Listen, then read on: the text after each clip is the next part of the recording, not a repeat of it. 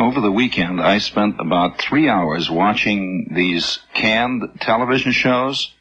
You know, the realistic kind, where there's a scene where the cops wind up chasing the guy around the roof. Have you ever seen, around the roofs of the buildings up and down the west side there over by the docks? And they shoot it out, and the lovely girl who winds up getting involved in the third reel, he's tearing down the fire escape, and he jumps into the room there, and he's always in the room with her, this beautiful girl. Well, I saw at least 7 of those over the weekend, and they're running around on the roofs. And I came to a conclusion there. These are called realistic television shows, because they're shot on real fire escapes and on real roofs. Wouldn't it be fantastic if life really was like that? I mean, really, wouldn't it be if every 20 minutes you hear them shooting it out up on the roofs, you go over in the 40s there, over by the roof, pow, pow, pow, pow, and Rocco the Lip, you see, is swinging up and down the fire escapes, and there's a beautiful girl wearing a shawl. Oh, Rocco, please, I love you. Wouldn't it be wild? Oh, and think of the great headlines, and think of the wonderful newspaper stories. Every day you could pick up the newspapers, and there would be all those stories in the paper about all these fantastic things, and invariably, in every story, it would say that Rocco the Lip, while he was being chased up this alley, ran into this beautiful girl who had just come in on the boat from Italy someplace, and she was a beautiful girl, had a strange, striking resemblance to Elizabeth Taylor. And she fell instantly in love with him, and she didn't know he was a crook, but nevertheless, in the last, wouldn't it be just, but once in the great while, though, something pops up right out of the paper that makes all of that jazz look like kid stuff, but kid stuff. And you never know where it's going to happen. Now, yes, by the way, before we go any further, I would like to say that tonight's text is not for women and children. And if you fall into either one of those categories, I suggest you go down to, WPAT maybe. They've got some nice ear-to-ear music. I imagine QXR now has a nice Haydn string quartet on. A couple of other stations got these gigantic recorded fist fights with these guys hollering through their nose. You might like that. And, you get a lot of things you can do. You don't have to. So please, without kicking chairs over anything, please leave now. Now, getting back to our text here, did you read that wild story over the weekend? Now, I tell you how I happened to read it. I was walking along 3rd Avenue, and along 3rd Avenue, way over there on the east side there, all kinds of little places where they sell used Victorian lamps and elephant's foot umbrella stands. Hey, by the way, did you ever see an elephant's foot umbrella stand? A real one? Well, one time I'm in an auction, and it's a great auction, and I really dig going to auctions, especially auctions when they're selling some old recluse's estate. And, they've got all this wild stuff there, and they're selling it all out, and the auctioneer is trying to make everybody believe that it's wonderful stuff. And I'm sitting down in the crowd on the camp chairs. They have these little stores with the camp chairs all sitting there, and up on a little stage is the auctioneer. And he's selling the estate of this well-known, very ancient, and very eccentric recluse who lived on the outside of Cincinnati, and he made all kinds of dough in the yeast business. So right there, he's got a lot of stuff going. You can tell it, right? He made yeast. So this old gentleman had passed into the great beyond, and he left behind him a collection of effluvia, the like of which the average pack rat could not even comprehend. And here's all this stuff. He had a chandelier that must have been 7 stories high, just the chandelier. And it had cut glass crystal balls and little cut glass crystal fringe hanging. And each candle, and this was the final, the little Philippe, each candle, imitation candles, with a little light bulb at the top, each candle was held in a brass fist. Now get that, sticking out of this great big pile of glass. But you haven't heard the end of it. On each brass fist, right below each brass fist, on each brass wrist, was a brass cuff. And sticking out of each brass cuff was a rhinestone cufflink. How about that? This thing was 7 stories tall. I almost bought it for my pad. You know, boy, 378 bulbs going all at once. Held aloft in a brass fist with a brass cup with a rhinestone cufflink. Hey, George, now, I say you cannot give up on mankind if he's capable of this kind of stuff. I'm just talking about mankind in general. So anyway, I'm sitting there, and they got this big chandelier up there, and the auctioneer is up there. He's pounding away with a gavel, you know, and all of his assistants are bringing stuff up. And he says, and now we have number 172 in the catalog, number 172 in the catalog, a genuine pachyderm, a genuine African pachyderm umbrella stand, a genuine African pachyderm umbrella stand. This is a pure piece of Victorian artwork, a very rare piece of Victorian artwork, and probably the like of which will seldom be seen again on the face of the earth. A beautiful piece which undoubtedly will go for hundreds of dollars more than we are asking for it this afternoon, number 172 in the catalog. Will you please bring it up? Well, they put up on the stand there an elephant's foot.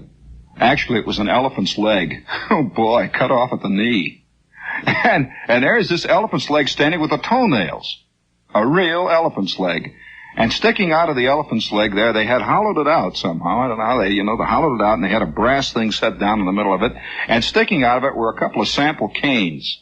And he said, number 172, number 172, number 172, number 172, a genuine pachyderm umbrella stand, genuine pachyderm umbrella stand. I guess he was using the phrase pachyderm because he figured that everybody, if they didn't look really sharply enough, would think it was teak wood or something else equally acceptable outside of an elephant's knee. Have you ever looked at an elephant's knee, really?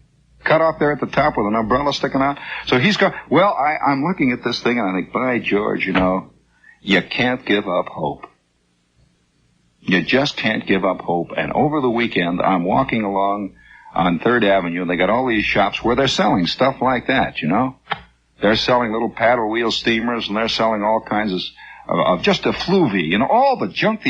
Can you imagine what it would be like if mankind somehow disappeared from the face of the earth tomorrow and left all his stuff behind him? Just left it, you know, just... even better than that, I would love to see a pile of all the junk.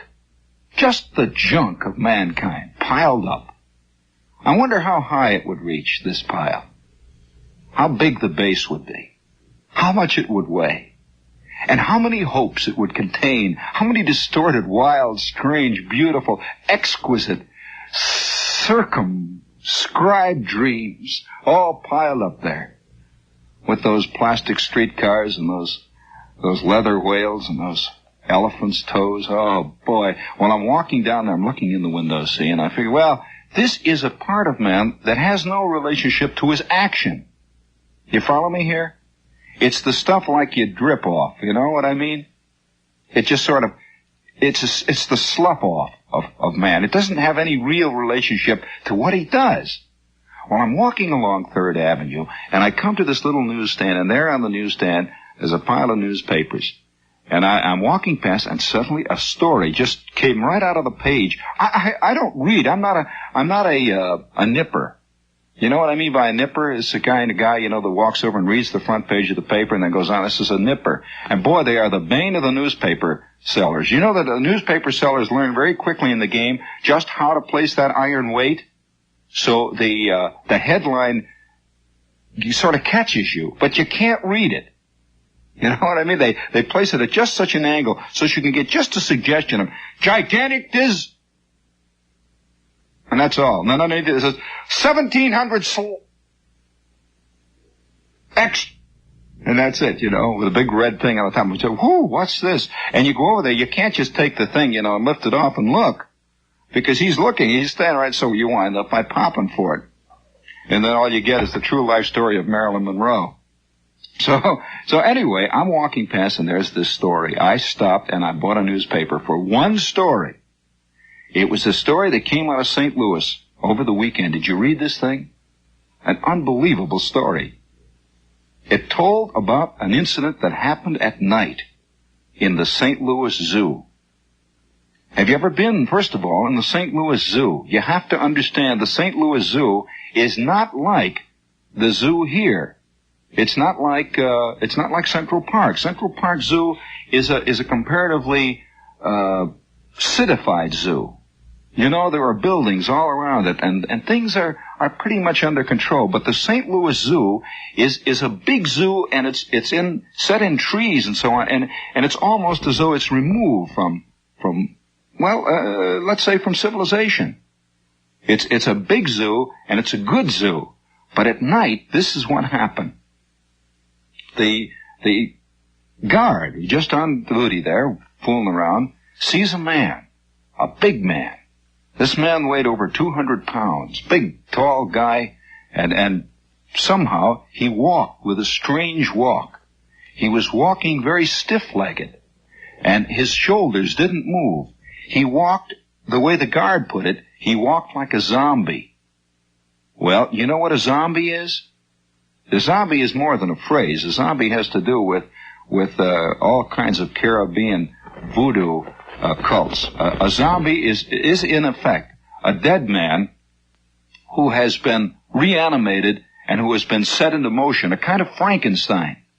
Well, anyway, here's this guy at night, and the guard sees him, and he says, gee, you know, it looked a little suspicious. And so he went over and got a policeman. And just as he got the policeman, the man started to walk up a hill toward the reptile house. Now, this is a kind of a hilly zoo. It's built on plains and angles, and there are slow-rolling hills with trees all around. And it's all set in, and it must have been pitch black. But he walked up this sharp inclined plane, and the policeman is being summoned, and the guard leaves the policeman area where he had called up for a cop, turns and runs after the man. Now, you got the picture?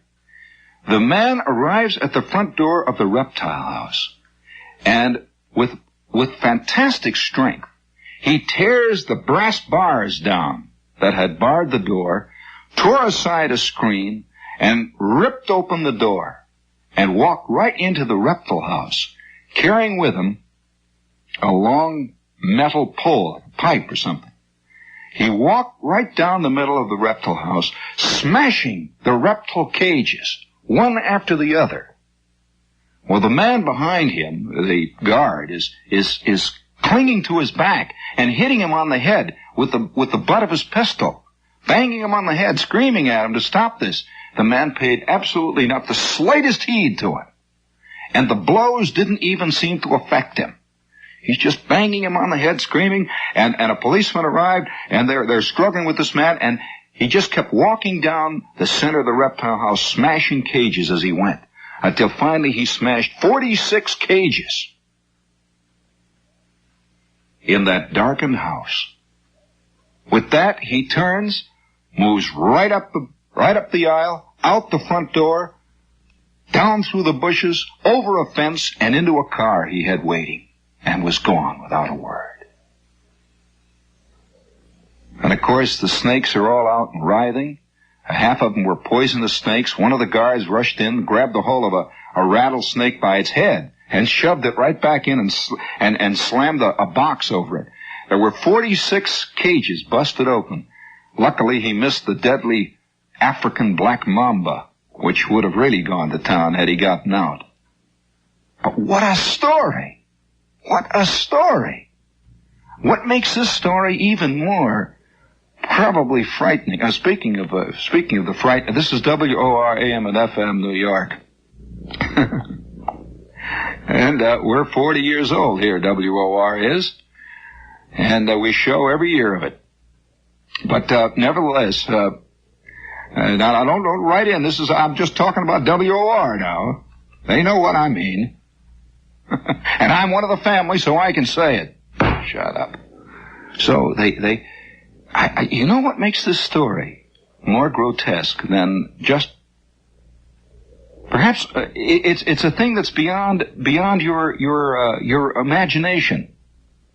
In other words, what psychological dilemma was this man in that made him break open the cages of snakes at night in the St. Louis Zoo? He did not attack people. We can understand men attacking people, you know? We can understand men attacking animals. This we can understand. but a man seemingly possessed, seemingly somehow with a great fixation, moving through the dark, breaking glass cages to reptiles, is almost, it's the kind of story that you don't know whether, if it were written, you want to know what now? What now? And there was immediately a great search was instigated was set into motion in St. Louis. But as far as I know, there has not been another word on the story. Have you heard any more about it? Did you hear the story? Isn't that a wild one? Well, now, if you're confronted with a thing like this, how can anybody say, now this is one person, one human being. Remember, this is a human being, just like you are. Now, how can anyone try to pretend that there is some kind of absurd logic that man follows in his convolutions through time and space? I'm talking about all of mankind, and I'm not even attempting to in any way, shape, or form apply an overall or a universal meaning to what this man did. He's a man, though. And he did something beyond the imagination of men. Even beyond fictional imagination, really. Now you can say, well, he wanted to set the snakes free. That's why. No. That's a very bad explanation. Because from the stories, from the way it came out, he seemed to be doing it with a ferocity that had little or nothing to do with snakes themselves, per se. Now, I'm sure somebody who was an animal lover would say, well, I felt like that many a time going to the zoo. Oh, no. Not quite. And apparently, this was done with forethought. There was a car waiting.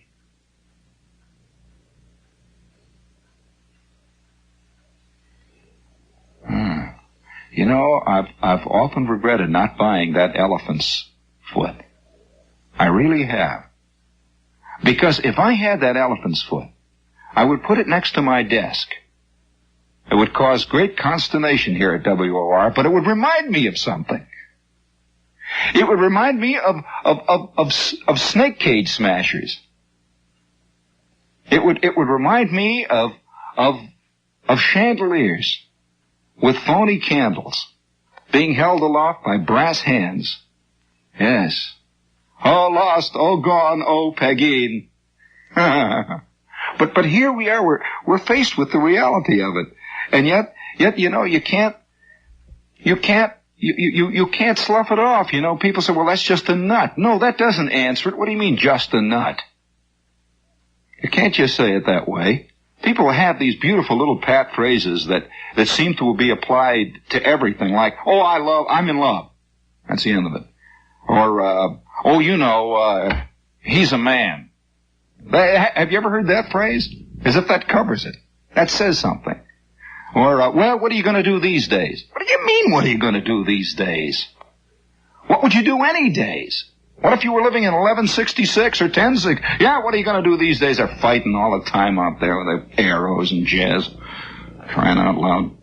That doesn't answer anything. Half of the things we say don't answer anything. So don't come back and say he was a nut. That doesn't answer it at all. Speaking of, you know, all right, now I'll give you, how about answer, please, number 2. Yeah, that's right. Answer this one now. Put, this one. No. Hold it there, boys. No. That's better. Hold it now.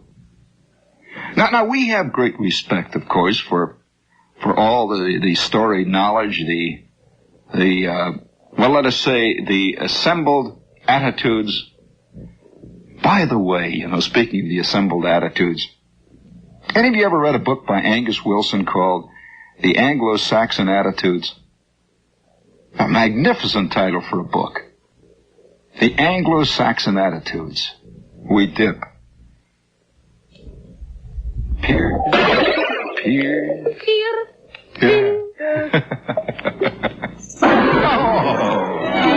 All together. Peers of the realm last night pondered the case of a noble lord who said his mother-in-law got rid of rats by talking to them.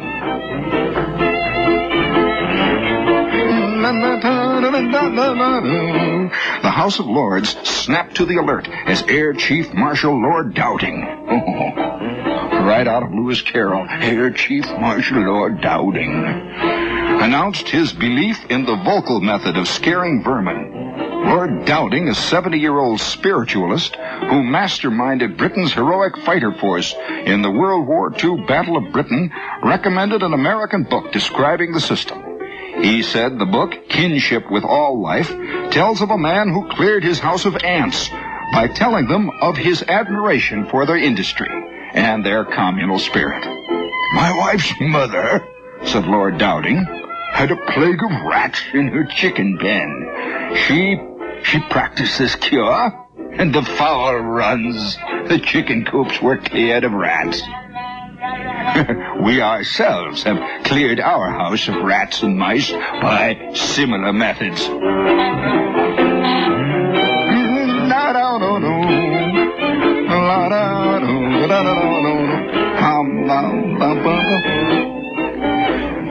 The lords sat up and blinked. All of them assembled in the House of Lords itself. Up rose Earl Bathurst, Undersecretary of the Home Office, who allowed that some people do have extraordinary powers over animals. But if we all set about acquiring the powers of Lord Dowding, we shall merely push our rats and other vermin upon some other individual who does not have these powers. Oh, the wonderful spirit of fair play that exists among the English. Lord Dowding confessed that, alas, such was the case. On the last occasion that my wife's mother cleared her chicken coops, she found that next day her neighbor said, I cannot imagine what has happened. My garden is swarming with rats.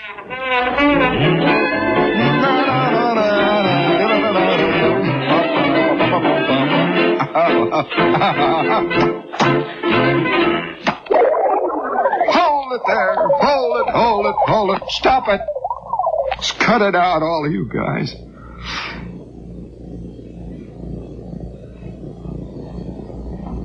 Now look it. If you really examine the case of the elephant knee, you will realize that there is a logic to it. There is a logic to everything. Everything fits. Don't you understand that there isn't a single itsy bitsy wee tiny drop that does not somehow fit into the overall scheme? And as you're probably aware, the British long ago, in many ways, explored this theme itself. Oh, yes, boil and bubble, toil and trouble. Oh, no. Thou shall not push me beyond the cliff. So spake indeed the Lord, withdrawing from its scabbard his long, thin war saber. Oh, you shall not push me beyond the cliff. I shall fight. With my back to the white cliffs of Dover. I shall fight till the very last blood of...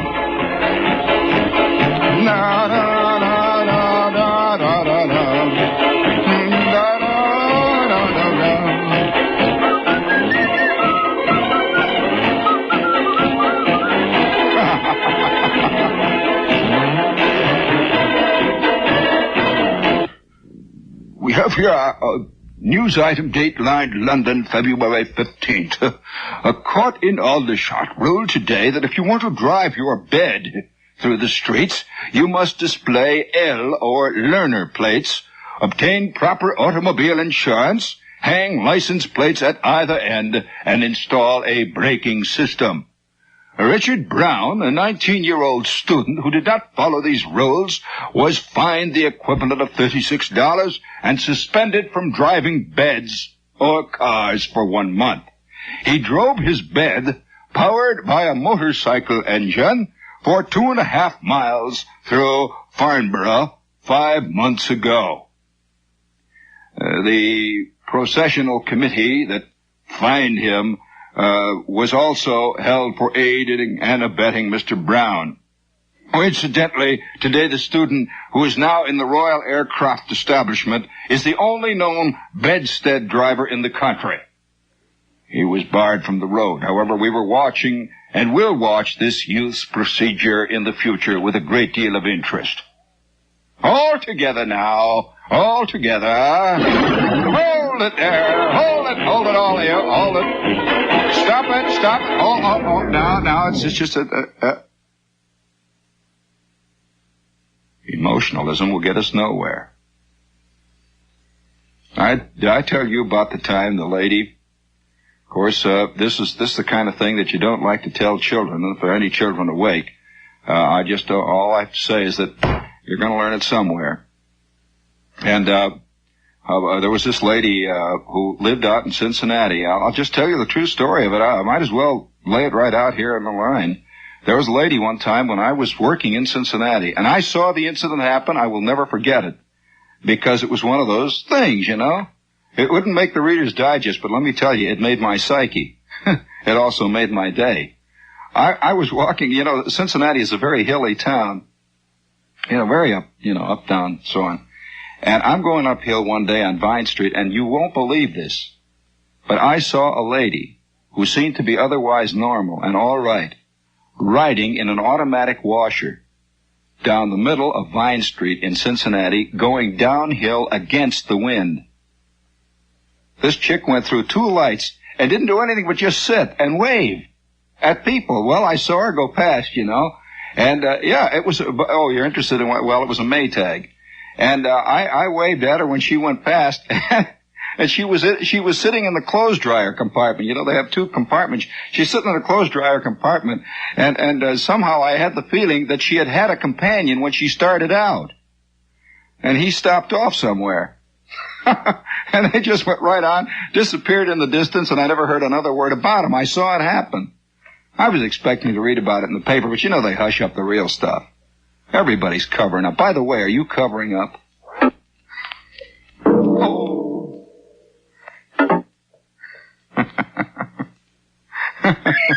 Stop, cut it out, you guys. Speaking of covering up. Oh, well, you see, the reason I told the women and children to get out, and I feel very good about it now, since it's quite obvious that the theme that came out was the theme that we had calculated would all along. And that's that thin thread of the divinely absurd which runs through all of the actions of all of us. You don't think for a minute that countries, big countries, I don't care, name any big country, really wants to disarm? Do you really? Well, that's all that history's ever been about, is wars and what happened just after them. No, seriously. It's like telling some guy whose whole world has been based on killing cockroaches that from now on he's got to give up killing cockroaches. Stop it. No, seriously, it's not going to work. And it's interesting to note that every time there is a disarmament, any kind of disarmament talk, everybody gets all flustered. Everyone suspects a trick on the other guy's part, of course. And so, naturally, people disarm disarm in the mind, and then they arm more in reality to prevent any such tricks like this happening. It sort of piles up one after the other until finally we wind up with tiny little bursts of impatience that have nothing at all to do with disarmament or armament. It's just kind of the bubble festering to the top, the boil on the of the psyche. Just pops like that, you know. And there's this little thing, you know, comes out of the news. I mean, it just says, the letters to the editor. It says, Brooklyn, won't the transit authority do something about them fans? Why don't they do something about them fans in the new IRT and BMT cars? They've been in operation all winter. Signed a frozen sardine, rotten bums. Hold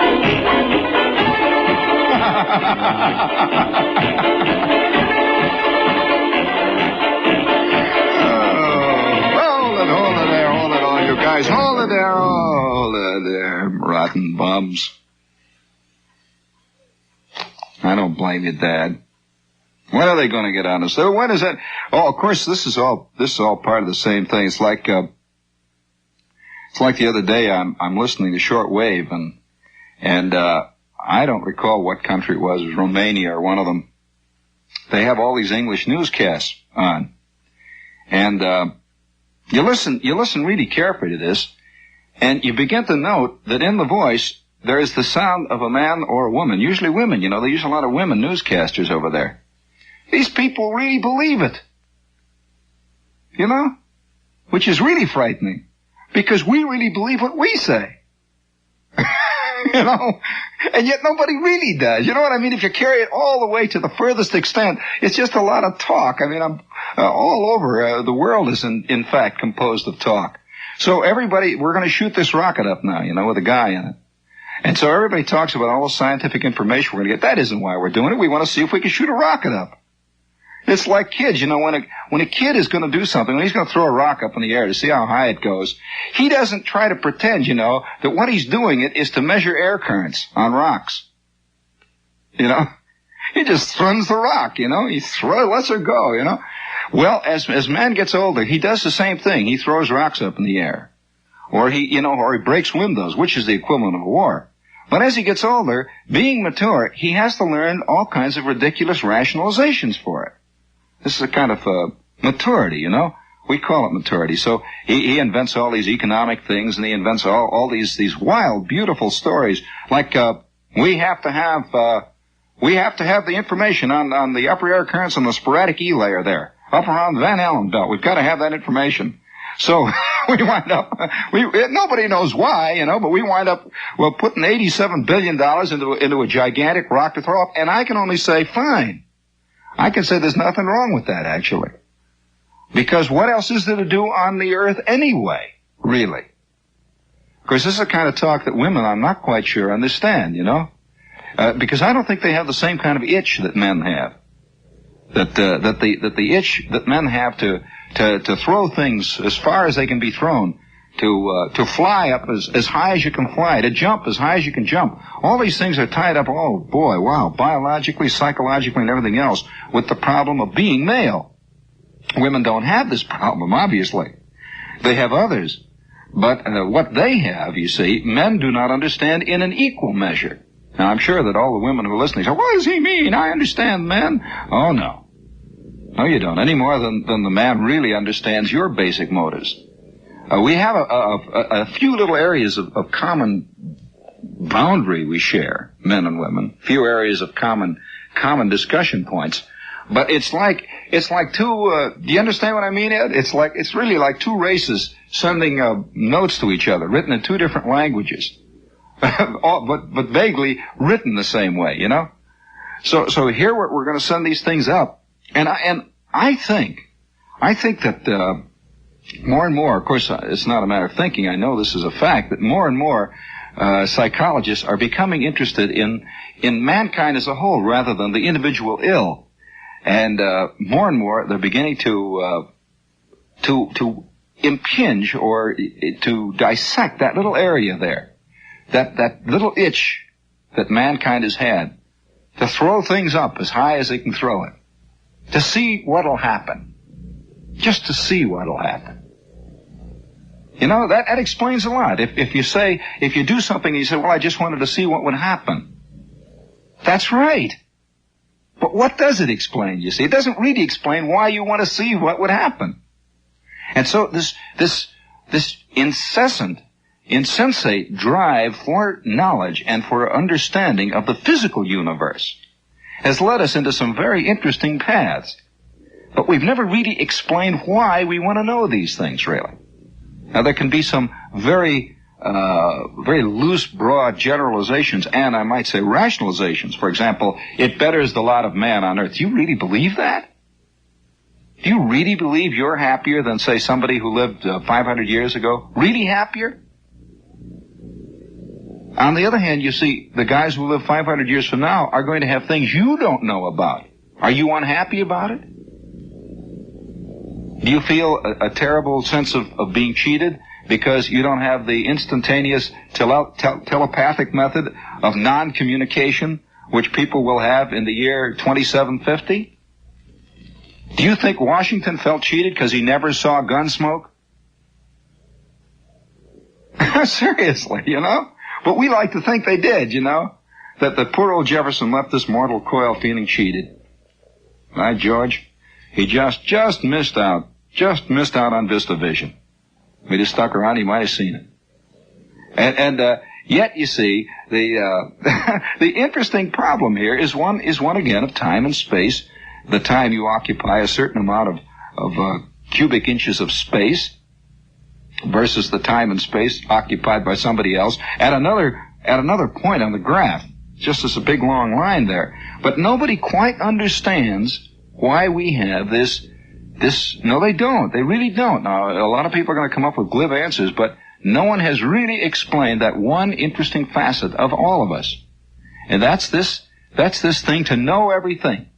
To just see what it would do. You know? Just see what it would do. No one really knows about this. And if you're going to tell me, come up and say, well, they're doing this because, you know, if they find out how it is on Saturn, they will discover how they can better the lot on it. Oh, come on. Everybody wants to go to Saturn. You see what Saturn's like, that's all. Why don't we just admit it? We want to see what's there. Why do we have to come up with all this, you know, this jazz? Maybe they figured if we said the truth, no one would pay for it. But I suspect they would pay for it quicker. If you laid it out, you know. They said, we want to shoot a rocket up, see how high we can shoot one up. Let's get the dough up here. We're going to shoot this big one up there as far as it can go. And I would pay. But if they come up, you know, and they want to tell me we want to find out about the cosmic rays and about the number of times the gamma ray bounces off the number 3 E'2 shield, you know, come on, lay off. I mean, after all, my life is short. I just want to see how high you can shoot it. I'm sorry, that's my attitude towards it, which is a terrible attitude, you know. I suppose I should have the proper 20th century attitude, which is the non-romantic or the academician attitude, where I could couch all my secret yearnings in very involved technical language, which when all boiled down says we want to shoot it up in the air. That's what it really boils down to. We want to find out. Of course, we explain we have gamma rays. We go into quantum mechanics. We go into the whole routine. You say to kind of hide the whole thing. It's like a giant speakeasy we're running of the mind. You know that everybody pretends that everything else is going on, but what he really wants is a drink. That's all. I want a drink. We rationalize all over the place, and I'm. Of course, on the other hand, if people ever would admit why they have wars, for example, we might begin to make some progress towards not having them. You know, any good psychologist will tell you that the minute a man who has got a fixation, say, for example, an alcoholic, admits that he has one, really admits it, you know, I says, well, all right, now, where do we go from here? Then there might be a chance of going, but there's obviously no guarantee of a cure, but there is a chance. But we never admit this. You can't get anybody hardly ever to admit that. Why? Oh, what do you mean? Go to war? We get a kick out of that, all that shooting, all that holler on, all them fireworks, and people yelling and fist fight and all that, you know? Is there one among you here who if you saw a fist fight across the street wouldn't be strangely drawn toward it? Huh? And don't come up and tell me, well, it's because, you know, you're against war now because you're afraid you're going to get hit in the eye. Oh, no, I don't think so either. I think it's how you get hit in the eye. Isn't there one among you who never to himself has said, you can see yourself charging up the hill there at San Juan Hill, you know, and Teddy Roosevelt's hollering, charge! And you're running up there behind him, you know, and you take this ball through your shoulder and you continue to struggle up there, carrying the flag aloft. Come on. You know it's true. You know, it's one of the saddest sights of all is this little 97-pound weakling standing on the library steps saying how much he hates football players. Does he really? Or does he hate non-football players even more? It's very complicated, you know. Why don't they turn them fans off on the BMT? Who's covering up, Wagner? Wise guy. I know how this works. Well, nobody's going to tell me how it works. I know how it works. They're covering up. They're not telling you nothing. You don't think they're going to tell you everything about what that thing is going to do when it gets up there, do you? Let me tell you, they're covering up. Who's covering? All them guys in Washington, everybody, the big shots. What about that match? You heard about that match that they invented? You light it once, and in fact, you can light it all the rest of your life. It's a match that lasts a lifetime. They bought that one up, boy, and stuck it away in a safe.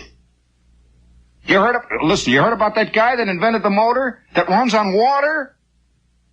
They bought that one up, stuck it away in a safe. They're not letting nothing out, them guys. Not giving you nothing. They're smart.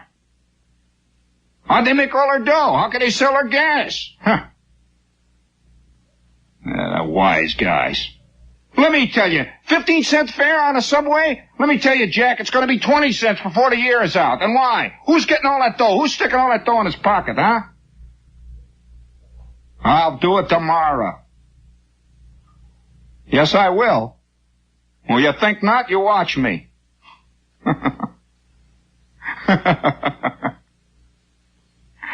Now, this is a common attitude. You know the attitude? Is there anyone among you who hasn't heard about the carburetor? It gets 40 miles to the gallon of gas, and they bought it up from this inventor. They bought it up. Yeah, I know. You got it in a safe. Speaking of the safes, boy, I'll tell you who's got a loaded one. You ought to drop by down to the Mandarin house. Wise apple. The Mandarin house on 13th Street between 6th and 7th. Who are they? Who are they? What do you mean, who are they? All them guys in Washington, the big guys, big shots, guys with all the dough. Who are they? You know who they are. Mandarin house. Some of the best Chinese food in this whole man's eastern seaboard. And they're open every night. By George, till midnight. They are. They got everything down there. They got all the whole works there. They're open 7 days a week. What do you mean, who are they? You know who they are. Stop it. You're pushing again. They don't tell you nothing, Mac. Crying out loud. Keep your knees loose. Some nights it's awful dark. You know, just remember that. Just remember that elephant foot. And from time to time, remind yourself of the man in the snake house. And maybe you'll understand.